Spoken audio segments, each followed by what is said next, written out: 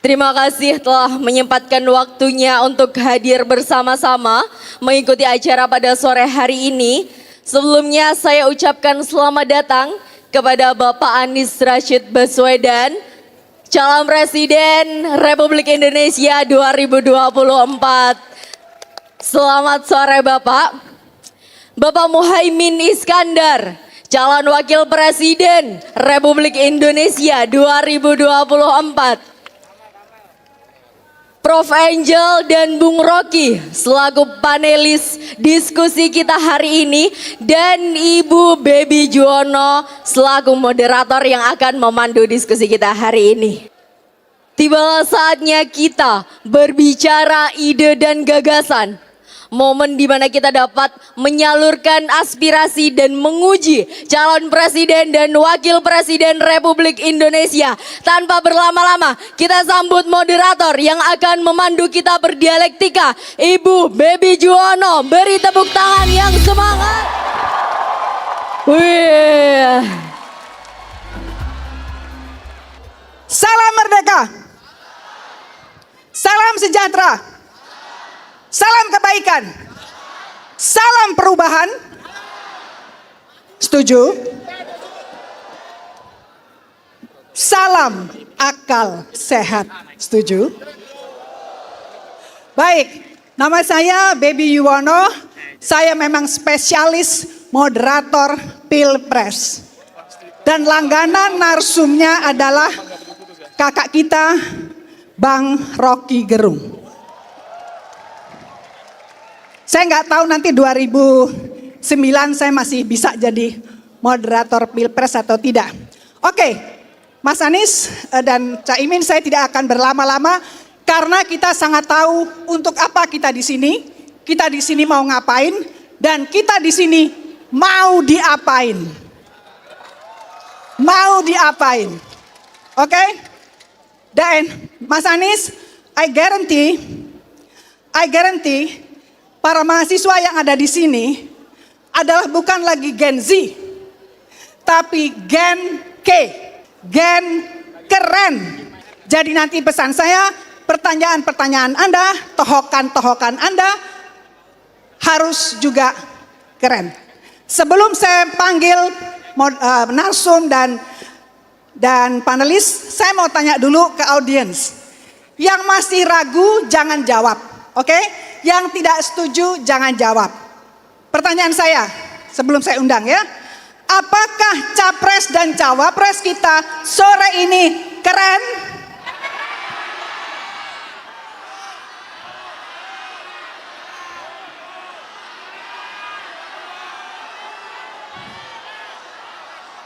Oke, kita buktikan. Setuju? Ya. Generasi keren, gen keren, pertanyaannya harus keren. Karena yang dihadapi adalah paslon keren. Jangan lupa itu ya. Oke, sebelum saya mengundang capres dan cawapres, pertama kali saya ingin mengundang seorang ibu, Profesor Angel Damayanti dari UKI. Ya, silakan Ibu. Dengan bidang kalau saya tidak salah hubungan internasional, ya.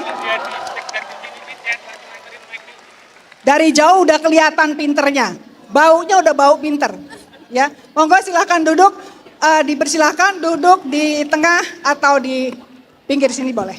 Berikutnya abang akal sehat, ya, bukan abang tukang bakso, adalah kakak saya. Kakak bukan ya? Mana sih orangnya? Kakak tua, it's time for me to invite you.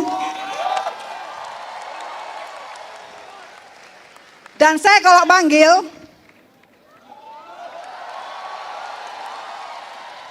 dan saya manggilnya adalah Mas. Silakan duduk. Silakan duduk. Berikutnya saya panggil Gus Imin yang ketika mendapat Doktor Honoris Causa, saya duduk persis di depan nyonya, di depan istri Anda.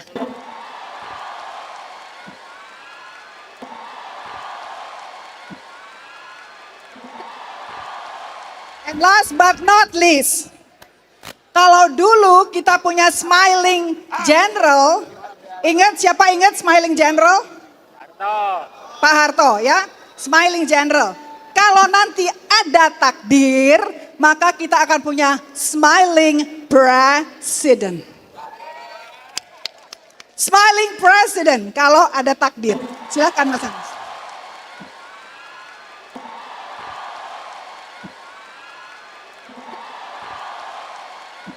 Saya dipesan oleh panitia bahwa acara ini adalah acara mahasiswa. Jadi sekali lagi saya katakan tadi kenapa saya katakan Gen keren, karena kalau tidak keren maka mereka tidak akan datang ke sini. Gen keren hanyalah gen yang mau jauh-jauh datang ke sini karena ikut berpikir, ikut peduli, dan ikut bercakap-cakap tentang bangsa, tentang nasib dan negerinya, tentang nasib bangsanya. Kalau Anda tidak keren, Anda tidak peduli. Betul? Betul Caimin? Ya, Anda keren karena Anda peduli dan hadir di sini. Baik, sebelum sabar ya, mulai dikumpulin pertanyaan-pertanyaannya.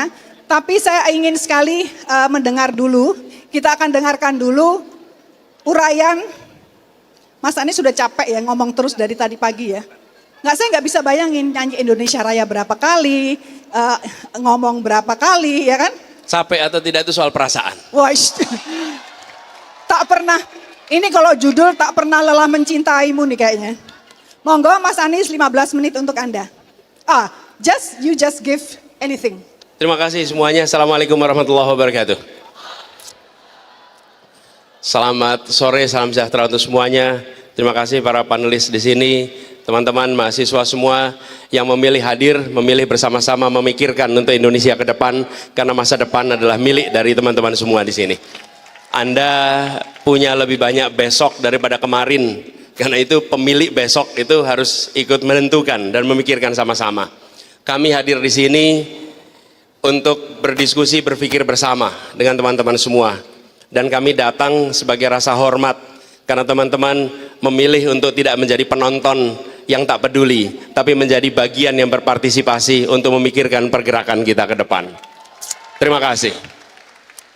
Yang kedua, izinkan saya sampaikan terima kasih pada teman-teman KIB yang telah menyelenggarakan acara ini di berbagai tempat. Teman-teman sekalian, kami berdua saat ini mendapatkan amanat untuk mengikuti proses pemilihan presiden. Amanat ini adalah amanat yang besar, tapi insya Allah tidak berat. Seperti tadi, capek atau tidak, berat ringan itu soal perasaan. Apabila ini kita jalani dengan sebuah ikhtiar serius, maka yang terasa besar itu tidak jadi berat.